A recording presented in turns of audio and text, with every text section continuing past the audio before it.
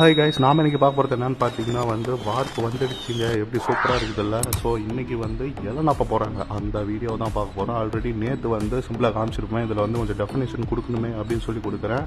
So இது அதே தான். அதாவது வடி பிடிக்கும் போது அந்த மஞ்சக்கோர் பிடிச்சிருந்தாங்க இல்லையா, அந்த மஞ்சக்கோர் அணி போட்டு கோர்த்துருந்தாங்க இல்லையா, அதில் மஞ்சக்கோரில் எடுத்துகிட்டு கரெக்டாக சிறுகோல் போட்டு ஓட்டிட்டாங்க. இப்போ வார்ப்புக்கு சிறுகோல் ஓட்டுறாங்க. இதுக்காக ஒரு இலை கரெக்டாக ஒன்று மேலே ஒன்றா வரணும். ஓகேவா? இப்போ வார்ப்பு போட்டுவிட்டு ஒரு வெயிட்டை தொங்க விட்டு இப்போ இலை நப்புற வேலை தாங்க. ஓகேங்களா? ஸோ கரெக்டாக அந்த அணி சிறுகோல் இருக்குது இல்லையா, அணி பைப் இருக்குது இல்லையா, அதுலேருந்து ஒரு வழியை எடுத்து எல்லாம் முன்னாடி வாங்குவாங்க, பின்னாடி கொடுப்பாங்க.